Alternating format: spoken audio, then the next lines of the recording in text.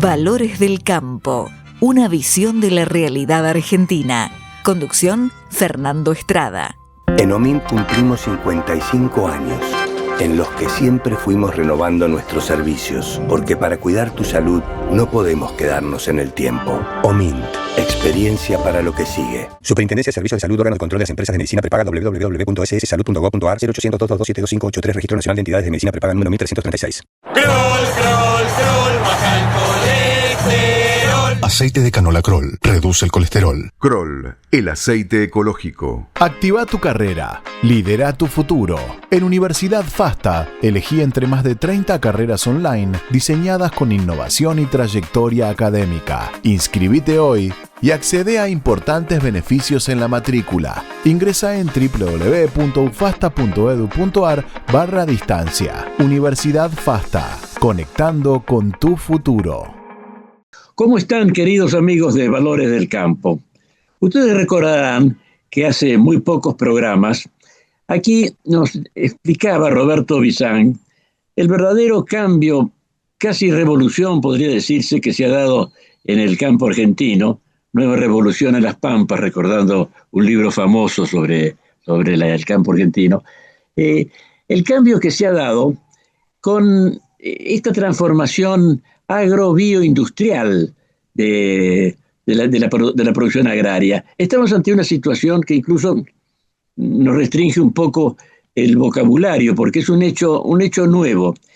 Y habíamos avanzado acerca de cómo viene el desarrollo, cómo la actividad privada se ha abierto paso entre las dificultades y cómo ha sido creativa, con una gran inventiva.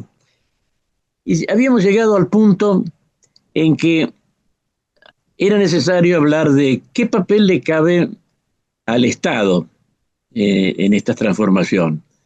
Al Estado en todas sus etapas, todos sus pisos, nacional, provincial, municipal, e incluso lo que pueda haber de internacional, dado que es un tema que necesariamente va a interesar a las inversiones extranjeras.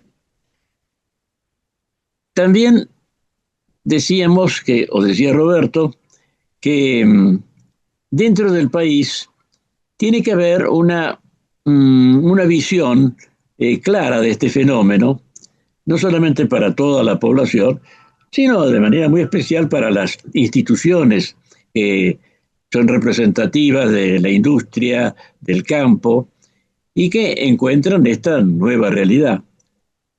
Y lo prometido era deuda. Deja de serlo ahora porque lo tenemos a Roberto aquí para continuar nuestro diálogo. ¿Cómo está, Roberto? Bien, muy bien. Un gusto volver a conversar sobre el tema. De paso, en 15, 20 días cambian tanto las cosas con esta aceleración de la historia que, lejos de simplificar el tema, se complejiza más aún, ¿no? Uh-huh. Digo, a ver, para poner un marco general, en una frase de punto de partida, históricamente el campo se asignó a la imagen de producción de alimentos. Y los alimentos en el imaginario colectivo todavía siguen siendo muy cercanos a la receta de mamá, a la comida hecha en casa, más allá de las cadenas de fast food y las publicidades tan en boga con la Copa Mundial de Fútbol, etcétera, etcétera. Entonces, ese mundo tenía como contrapartida un Estado preocupado centralmente por cierto grado de sostenibilidad, o como querramos calificarla, alimenticia local.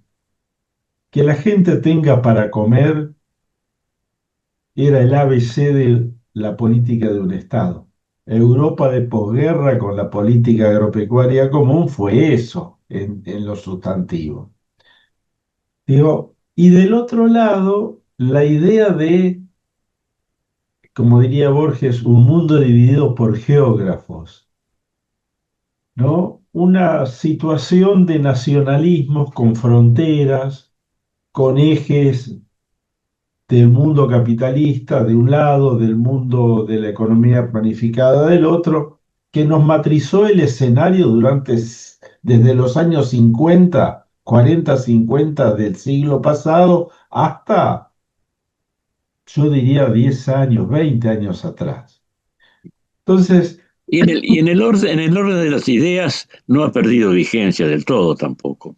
no, no ha perdido. Por eso hacemos esta introducción, Fernando, en el sentido de que hay que ser sumamente prudente, en mi humilde opinión, de qué categorías usar para analizar qué tipo de problema, ¿no? En esas categorías que analizábamos, campo era alimento, Estado-nación era tener el control institucional de lo que pasa fronteras adentro por parte de los gobiernos nacionales de las variables básicas de su economía, el mercado de capitales, el control de las importaciones, cierto redireccionamiento de las exportaciones, el tráfico de personas, el tráfico de genética, Ujú.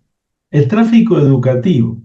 Bueno, uno da vuelta a la página de ese mundo y mira hoy, ¿no? Los cambios de contexto tecnológicos, informática mediante, para poner el mundo de la ciencia computacional, la transmisión de datos, le está poniendo una serie de características novedosas, posiblemente como anticipo de lo que va a venir, que va a ser mucho más enfático en esta dirección, sobre lo borroso que se vuelve en la frontera. Fíjate, Fernando, que el mercado de capitales de transferencia de activos opera online. Mm. Es muy Y, la- y las difícil. 24 horas del día, 7 días a la semana. Exactamente. Los arbitrajes están a la orden del día. Digo, eso como un dato que cada vez hace más difícil a una autoridad monetaria controlar qué pasa en su país o aislar su país del resto del mundo. Digo, sube la tasa de Estados Unidos, instantáneamente hay un vuelo hacia la calidad de los activos norteamericanos, impacta sobre los precios de determinadas monedas, obliga a modificar las tasas de interés de otro bloque económico, es decir, reconfigura el flujo de capitales casi instantáneamente. Eso para tener en claro en qué mundo nos estamos moviendo, ¿no? Para después hablar de alimentos. Segunda cosa, por ejemplo, si uno quiere hacer en biotecnología un análisis genómico.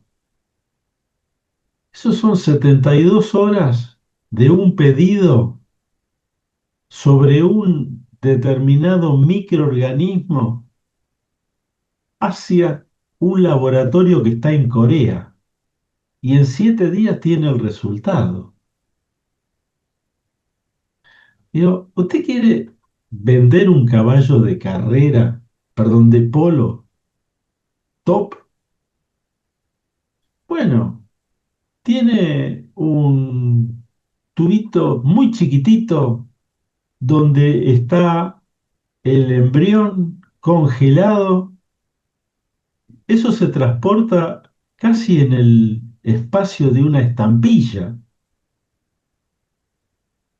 Es imposible detener ese flujo. O sea, no solo hay activos intangibles que corren de un lado para el otro, por internet, por las redes, sino que hay un conjunto de bienes microscópicos que viajan rompiendo fronteras constantemente. Es decir, un embrión congelado, una secuencia génica, es una transferencia de tecnología top level que desafía la capacidad de decir esto es una exportación. No sé si Claro, se como entiende. desde luego lo ha superado ya hace ya tiempo la clasificación viejísima de campo e industria. Exactamente.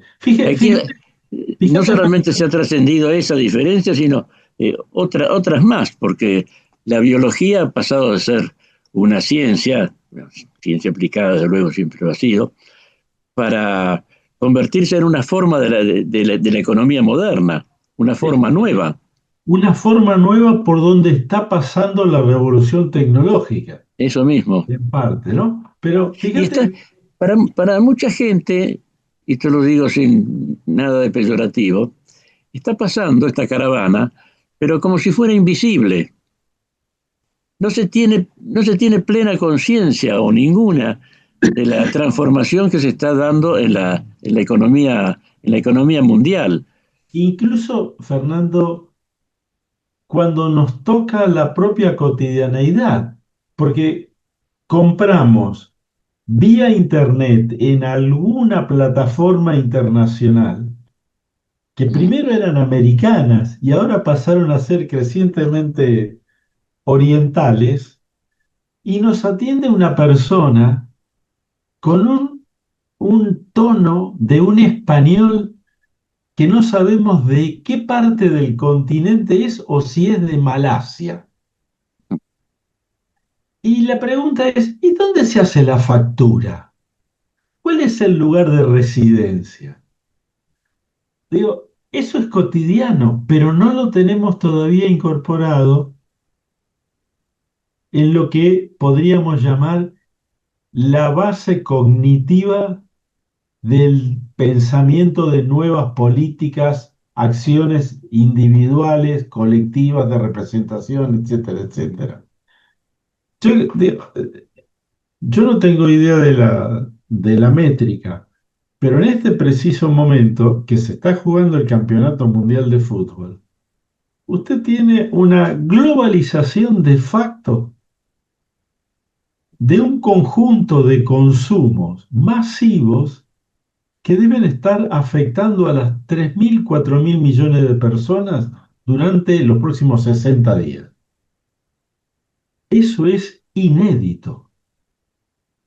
Fíjate que va desde el famoso tercer gol de Messi, que es una maravilla, hasta la globalización del espectáculo, casi diría circense, de canto, luz, color, etcétera, etcétera, y la comida. O sea, en ese contexto, me parece que hay que revisar la proyección de la situación local en el plano global. Claro. Así a primera vista, parece que lo global, la globalización, naturalmente va a absorber a esta institución que es el Estado Nacional. Pero a la vez la globalización es un fenómeno tan complicado que necesita cada vez más elementos reguladores.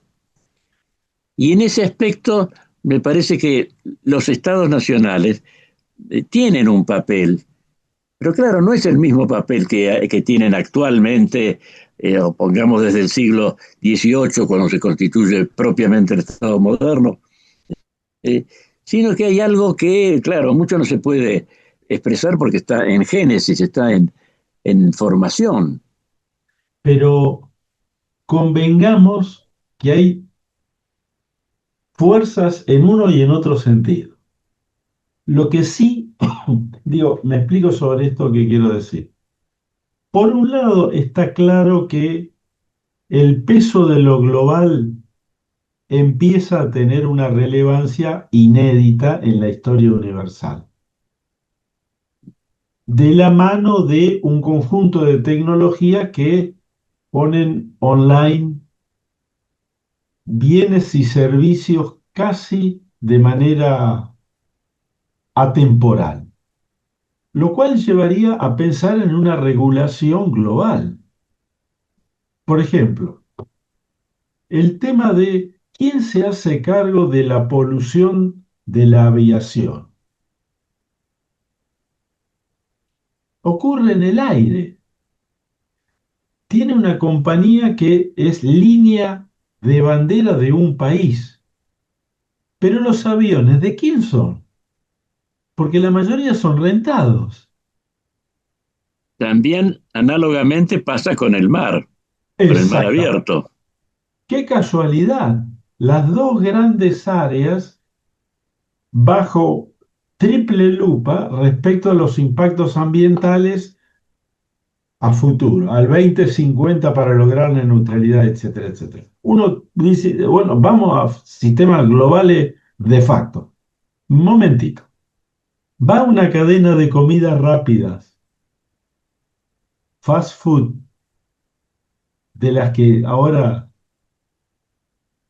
aparecen potenciadas, y encuentra que hay menús que son locales, donde la subpoblación local implica una segmentación de mercado particular y eso es ad hoc. Entonces, la misma cadena tiene un paquete estándar y tiene bloques locales. Así aprendí. Eso suele llamarse glocalización. Perfecto. El oferente de esa glocalización ¿tiene criterios globales o últimamente empezó a pensar en a mí me conviene tener cercanías, no sea que tenga rupturas después de abastecimiento por problemas que van desde las armas hasta las pandemias? Segundo, ¿no me interesa tener más bien acuerdos con amigos cercanos que proveedores eficientes lejanos, pero no necesariamente convergentes a mediano o largo plazo políticamente? O sea, lo local y lo regional no se borra, readapta otra manera de pensar, otra manera de expresarse. En plena evolución. Eso le da al mundo, al escenario mundial en el que se insertan todos los cambios que Argentina está llevando adelante, en un escenario totalmente distinto. Fíjate en lo siguiente, la vez pasada alguien dijo en una conferencia, ¿cuál es el mercado más importante que enfrenta Argentina hoy? Uno levantó la mano y dijo China, otro dijo India. El señor levantó la mano y dijo, no, es Facebook. La NBA, el fútbol americano. Y alguien levantó la mano y dijo, pero hay espectáculos que son mucho más masivos que en nuestra visión de 60, 70 años de edad que tenemos, no los estamos viendo, que son todos los movimientos de rap, de música o arte de las nuevas generaciones, de todo el mundo de el espectáculo nuevo y la reconfiguración que ello tiene. Bueno, ese es un mundo en formación, disruptivo, sobre el cual la Argentina vuelve a dar sus cartas o a jugar sus cartas, ahora en el marco de una relación mucho más abierta, mucho más interdependiente y mucho más volátil. La última vez que ocurrió eso fue en la década del 50-60 del siglo pasado. Argentina montó su estructura de energía, se alió hacia determinados países, armó su economía sobre la base de la réplica del modelo industrial internacional logró en algún periodo de tiempo alinear expectativas de determinados bloques sociales, llámese el asalariado, el mundo de los asalariados, con el mundo de la industria nacional, con un Estado repartidor de actividades y de subsidios cruzados. En la otra punta teníamos el sector agropecuario que era expoliado con esas transferencias, etcétera, etcétera. Bueno, ese mundo me parece que está en franco retroceso y casi diría imposible reedición a futuro. En este cuadro histórico que estás pintando tan bien, por ejemplo, se daba el fenómeno, en Argentina se dio el fenómeno del IAPI, que era una institución estatal que resolvía favorecer la industria en perjuicio del campo, como podría haber hecho lo contrario, pero con un absolutismo que me parece que hoy en día ya no pueden practicar los estados, no podrían practicarlos. Bueno, eso yo creo que vamos en esa dirección, pero me parece que el fenómeno todavía es mucho más acentuado. ¿Por qué digo que es más acentuado? Primero porque al desplazarse parte de la producción desde los materiales inertes y las energías fósiles, digo, nos estamos moviendo de esquemas de producción en todo el mundo, desde los minerales hacia los nuevos materiales, desde las energías no renovables a las renovables, y en ese pasaje el recurso natural empieza a ser revalorizado. Si el recurso natural empieza a ser revalorizado, la autoridad que induce ese desarrollo tiene que estar cerca del recurso. Poner una fábrica petroquímica es una fábrica técnica. Usted la puede poner en el cruce de rutas, cerca de la fuente de abastecimiento, de transporte, etcétera, etcétera. Pero cuando usted hace bioetanol en base a maíz, necesariamente tiene que colocar buena parte de la instalación de transformación en el territorio donde se produce maíz. ¿Se entiende? O sea, no puede desde Brasilia digitar lo que se va a hacer en Paraná do Sul.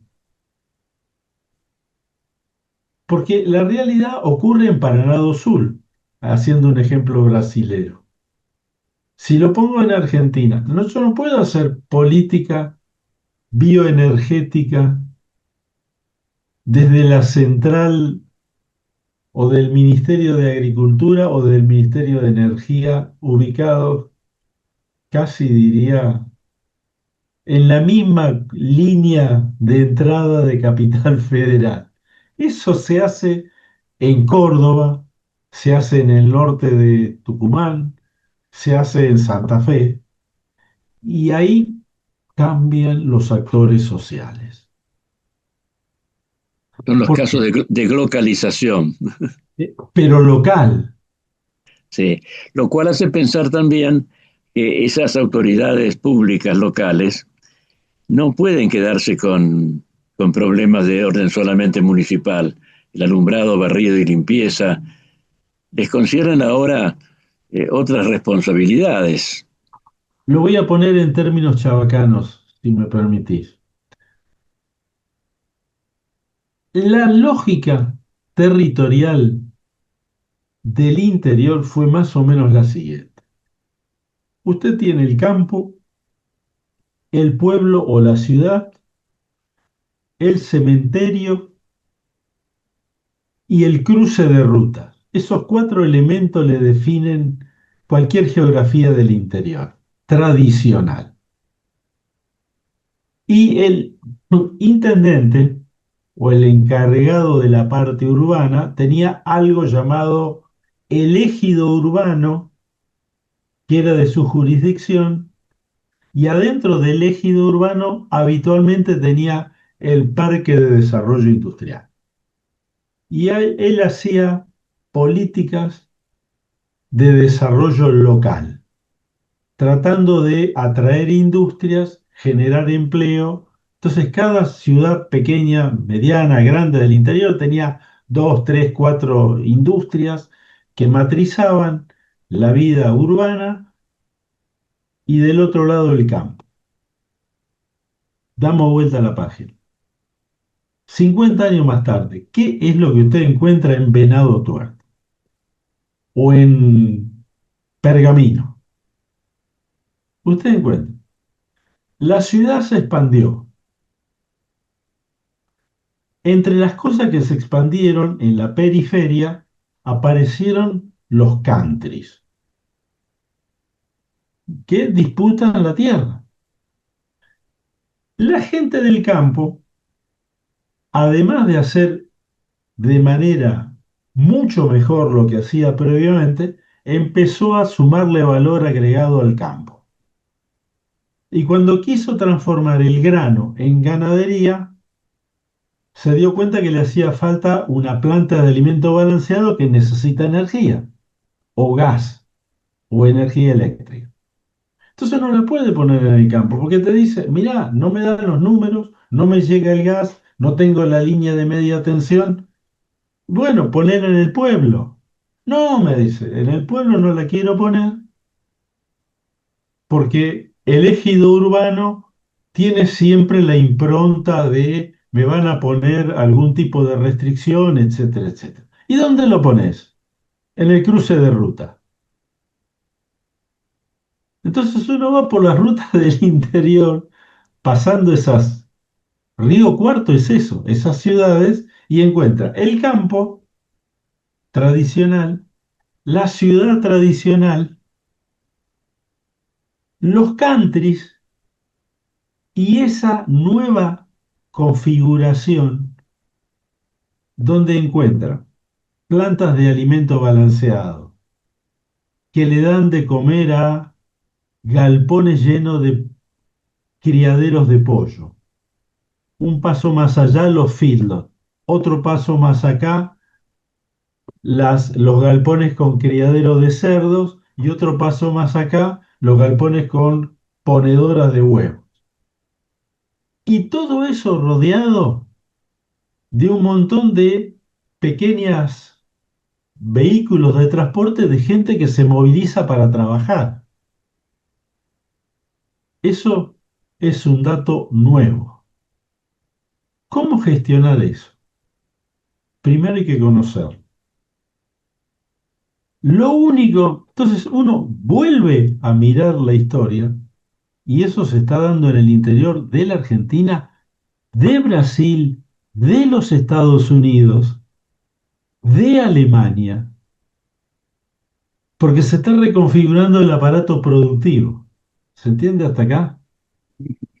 Entonces, cuando uno compara la situación de los 50, 60 del siglo pasado con la situación actual, esas dos fotos, lo único que no cambió de lugar es el cementerio, por falta de voluntad de los habitantes. El resto tiene una dinámica nueva. Entonces, dicho lo cual, gestionar eso es un desafío a la política de otro pelaje. ¿Por qué?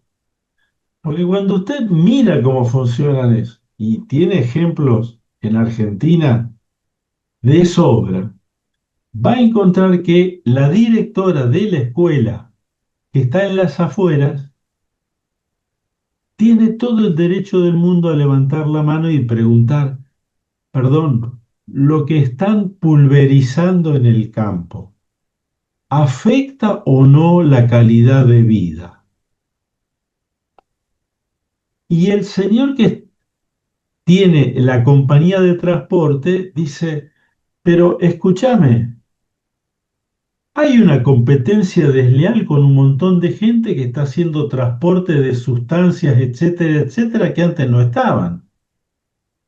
Bueno, el mundo se está poblando de nuevos actores sociales en ese micromundo. Y muchas veces, por ejemplo, las entidades representativas del sector agropecuario tradicional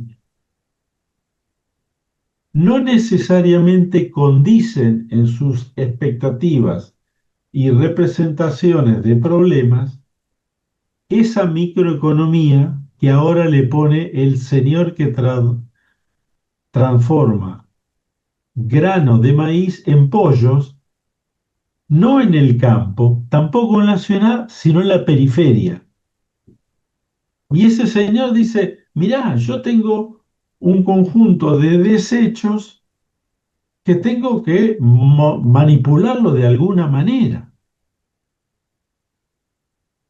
Y eso puede ser un problema ambiental que alguien, cuando sopla el viento norte o cuando sopla el viento sur, dice, no se puede vivir, es contaminación atmosférica. Otro actor social, otro problema, otra demanda de regulación de la convivencia. Hasta que aparece un señor más inteligente que todos y le dice, mirá, lo que podemos hacer con ese desperdicio es transformarlo en energía, en biofertilizantes y logramos una solución a un problema que se planteaba como explosivo y lo convertimos en una solución virtuosa. El nuevo arte de la política pública a ese nivel. Eso es lo que te señalaba, que se trata de responsabilidades ampliadas en este orden. Además, otra cosa que observo, así como las entidades intermedias no pueden, las clásicas, no pueden manejar con toda claridad esta nueva situación. Tampoco las industriales. Por ahí la sociedad rural tiene dificultades en manejarse con este tipo de realidad en que se ha complicado tanto lo agrario con lo industrial y lo biológico. Pero a la vez sucede lo mismo con la unión industrial. Bueno,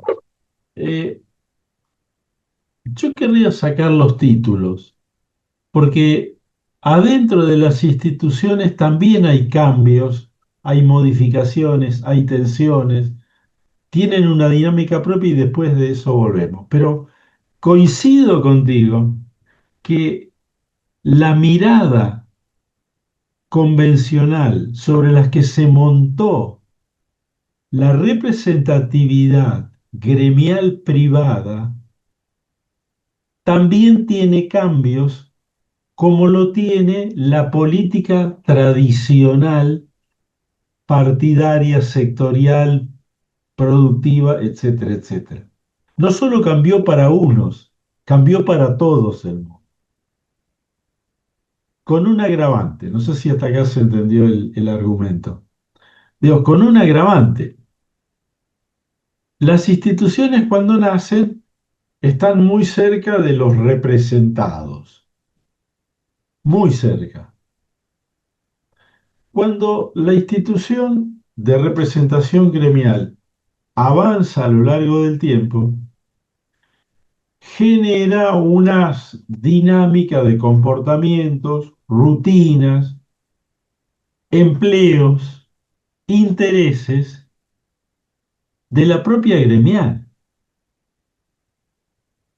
Y a veces el mundo real empieza a cambiar y la institución no detecta los cambios de sus propios asociados. ¿Se entiende esto? Entonces, empiezan las divergencias. Por eso hay autoconvocados. Por eso hay instituciones nuevas que a veces se entremezclan con las instituciones viejas en algunos puntos, pero que no están todavía lo suficientemente maduras como para desplazar las anteriores como interlocutores ante la sociedad. Y son el caso de que las anteriores no se adaptaran a las nuevas circunstancias. Y las anteriores, en muchos casos, vuelven a releer no la generación pasada, sino la anterior, las de los primigenios fundadores, y dicen, che, pero finalmente nosotros cuando arrancamos la institución que vos mencionaste hace un rato, éramos revolucionarios tecnológicos. Ciertamente. Y desde el punto de vista de las cooperativas y su respectiva institucionalidad agregada, te dicen, finalmente, a principios del siglo XX, nosotros éramos industrialistas. Acordate de las industrias lácteas de gran magnitud, que eran cooperativas. ¿No será que tenemos que volver a repensar qué rol productivo tenemos que desarrollar a futuro, más allá de nuestra reivindicación gremial para eliminar asimetrías entre la comercialización, la producción, los hilos, toda esa historia de la década del 60, 70 del siglo pasado? Ese es el fermento sobre el cual se desarrolla lo local más un aditamento. En mi humilde opinión, yo soy un observador de esto, ¿no? Pero un observador muy atento y muy penetrante. No, qué sé yo, bueno, no importa, eso es un mismo al alma. Digo, aparecieron una cohorte o apareció una cohorte de empresas, en muchos casos nuevas, las denominadas Hacktech, Uh-huh. que yo en lo personal las observo con mucha admiración, con un poco de fastidio porque no entiendo muy bien de qué hablan, pero constituyen un núcleo de levadura, valga la redundancia, sobre el nuevo modelo que también levantan la mano. Cuando uno va a las ferias abiertas tecnológicas, de las cuales Argentina está poblada y es una maravilla verlo, y encuentra pibes de 25, 30, 40 años máximo, que te hablan de la sofisticación del dron para tal cosa, o que te hablan de el algoritmo que a vos te permite saber dónde está la demanda para un producto sofisticado como puede ser el pistacho bajo cierta receta. Eso es fantástico. O te dicen, mira, el sistema de comercialización como está, yo me lo como en 2 minutos porque hago una cadena corta, envío a domicilio por pedidos electrónicos, te llega just in time con las características que vos querés en el momento que vos querés. Eso son nuevos actores que son tan visibles o empiezan a visibilizarse como la maestra rural que tiene el problema de la pulverización eventual en un campo de Quitilipi. Este ejemplo, o estos ejemplos que has dado, hacen ver también que las reglamentaciones en vigencia en los municipios, pongamos, difícilmente puedan encarar todo este tipo de situaciones nuevas. Esto de la distribución inmediata, del acortamiento de la cadena, que el productor tenga un contacto directo con el consumidor a través de esos modos de comunicación. Eso difícilmente está en las ordenanzas municipales vigentes. Por eso te decía que hace falta una transformación en las estructuras, en las mentalidades, similar a la que ya se ha dado en el campo.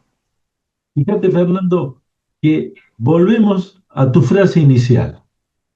¿Qué Estado y para qué Estado? ¿Para qué el Estado?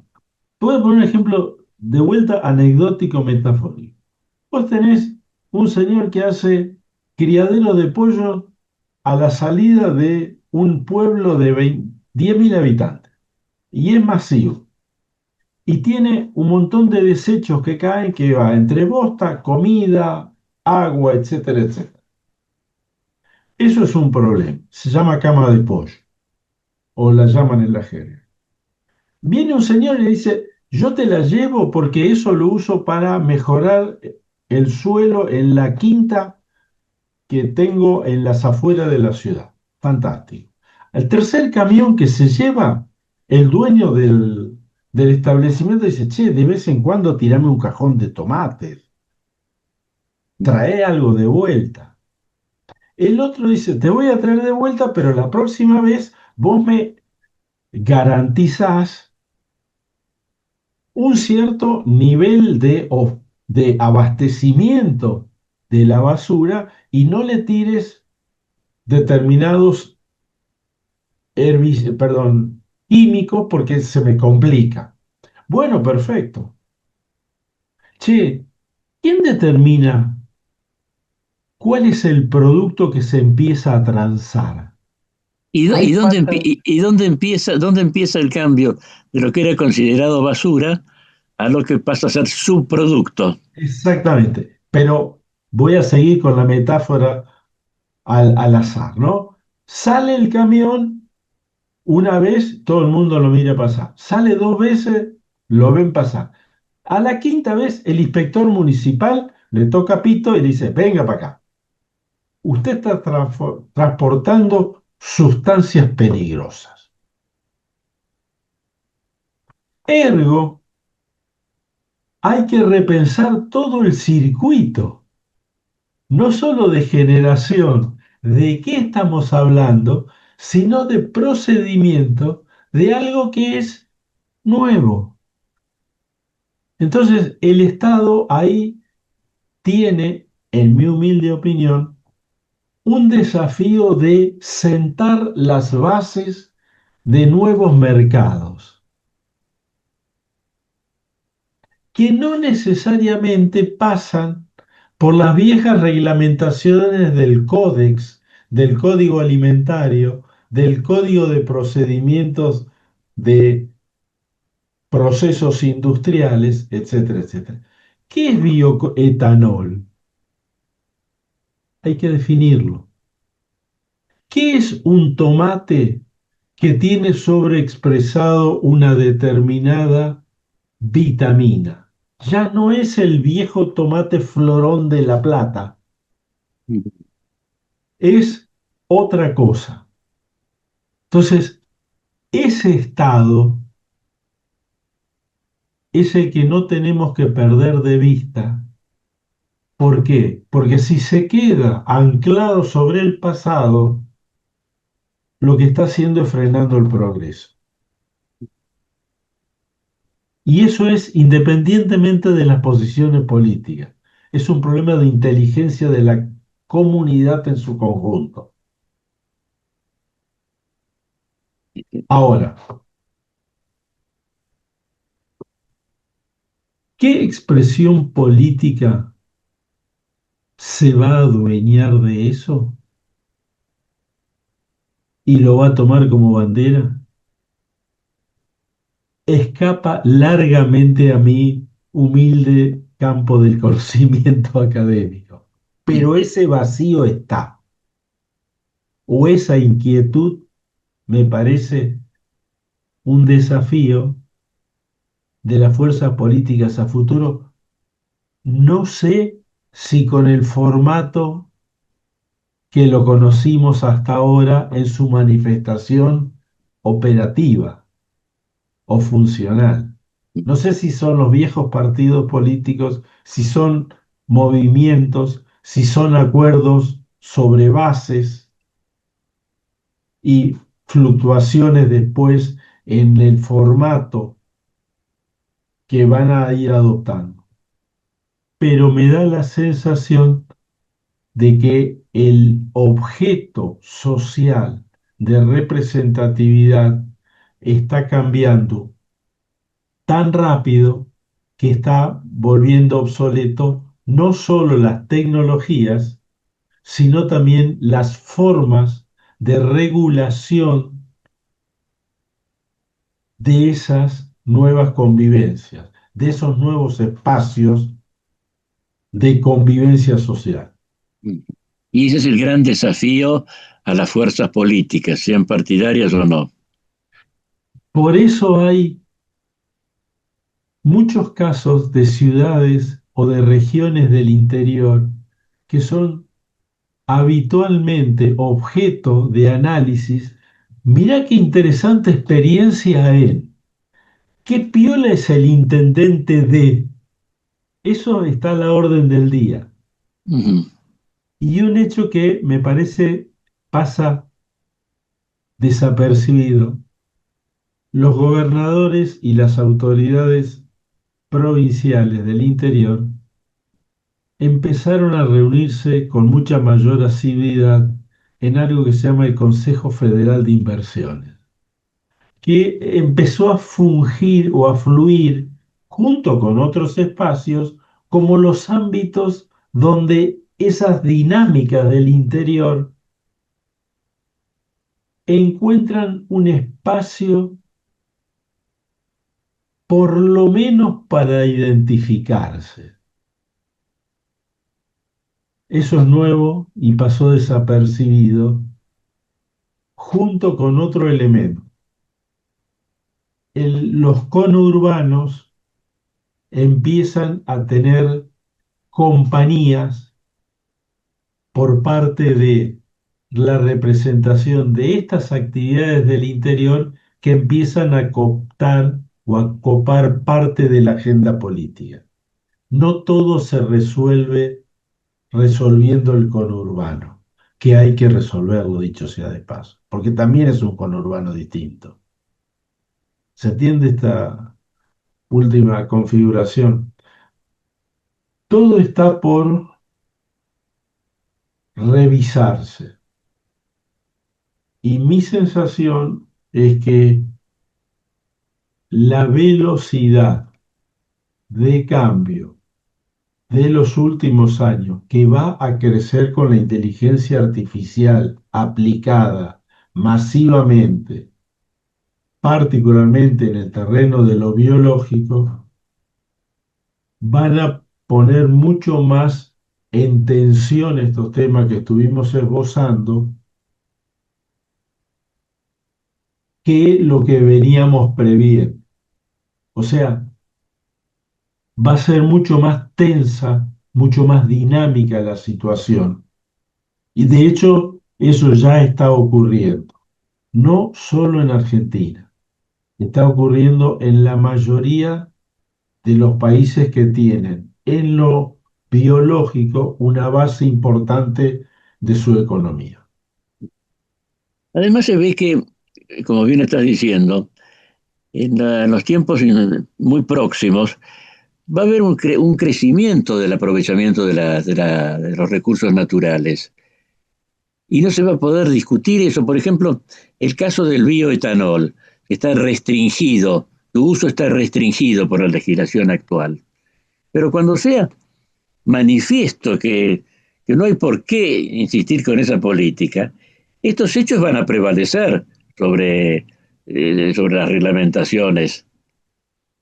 Bueno, me parece que es como una física política natural que se va a expresar. A mí me fascinan los autores clásicos porque son clásicos, casi una tautología. A ver, cuando la humanidad iluminaba las ciudades con velas y aparecieron los primeros atisbos de un modelo alternativo a través del gas, las lámparas, etcétera, etcétera, el sindicato de velas, ¿qué hizo? Se opuso brutalmente, pero la fuerza de los hechos llevó a otro modelo, a otra regulación, y lo que quedó del sindicato de velas se reconvirtió hacia otra cosa. Así es. Lo mismo pasó con los tranvías. Se hizo una campaña cuando Federico Lacroze empezó en Buenos Aires con su tranvía, en el sentido de que tantos caballos y ese vehículo iban a producir vibraciones que tirarían abajo las casas. Bueno, Omito lo que vino después porque de sobra lo sabemos. digo, la edad de piedra no terminó porque se acabaron las piedras, terminó porque apareció una tecnología convalidada por una sociedad que quiere vivir mejor que reemplazó lo anterior. Eso es la fuerza de los hechos. Entonces, cuando vos me decís etanol, hay intereses en que eso no ocurra, porque el parque industrial automotriz está pensado para otra cosa, de otra manera, por los productores tradicionales. Bueno, eso llega a un punto en que se satura, la sociedad reclama, alguien abre la importación y empezamos a tener los primeros vehículos con otro modelo de propulsión. De vuelta para cerrar, mi sensación es que la velocidad y la profundidad del cambio van mucho más allá de contar con un conjunto de bienes y servicios nuevos, y lo que está empezando a afectarse es la representatividad de esas actividades nuevas. Empiezan a crujir las regulaciones pensadas en el pasado y aparecen nuevos formatos de organizaciones, de representatividades y de formas de convivencia que no son ajenas a repensar la localización de las personas en el territorio y de las actividades en los ecosistemas productivos. Con las consecuencias, los consecuentes resultados políticos.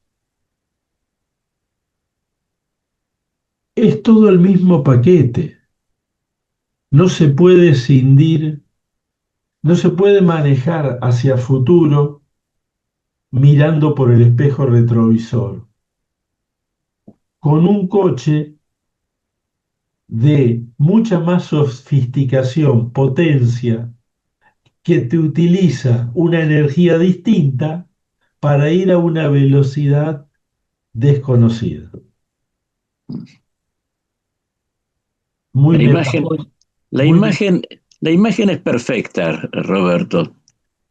Ahora se trata de en qué forma se traduce en los hechos, pero es necesario que primero se conozca por dónde van las cosas, por dónde marcha, para hablar solemnemente, el sentido de la historia. Un comentario final por mi parte, después seguimos. ¿Y no estará ocurriendo eso? ¿Y habrá que mirar casos concretos con lupas distintas? Uh-huh. El futuro quizás es hoy. Y quizás los analistas vamos lentos por categorías o por falta de capacidad y visualización. Esto último corre por mi cuenta. Por favor. Cuando has dado una lección de comprensión de ese futuro que es hoy. Muchas gracias, Roberto, por esta extensión aclarativa que hemos hecho, lo que has hecho, mejor dicho. Muchas gracias de nuevo. Abrazos, que sigan bien. Hoy hemos estado nuevamente con Roberto Bisang. Nosotros volveremos a encontrarnos en nuestra próxima edición de Valores del Campo. Hasta entonces. En OMINT cumplimos 55 años, en los que siempre fuimos renovando nuestros servicios, porque para cuidar tu salud no podemos quedarnos en el tiempo. OMINT, experiencia para lo que sigue. Superintendencia de Servicios de Salud, órgano de control de las empresas de medicina prepaga, www.sssalud.gov.ar, 0800 227 Registro Nacional de Entidades de Medicina Prepaga número 1336. Kroll, Kroll, Kroll, baja el colesterol. Aceite de canola Kroll. Reduce el colesterol. Kroll, el aceite ecológico. Activa tu carrera. Lidera tu futuro. En Universidad FASTA, elegí entre más de 30 carreras online diseñadas con innovación y trayectoria académica. Inscribite hoy y accede a importantes beneficios en la matrícula. Ingresa en www.ufasta.edu.ar/distancia. Universidad FASTA, conectando con tu futuro.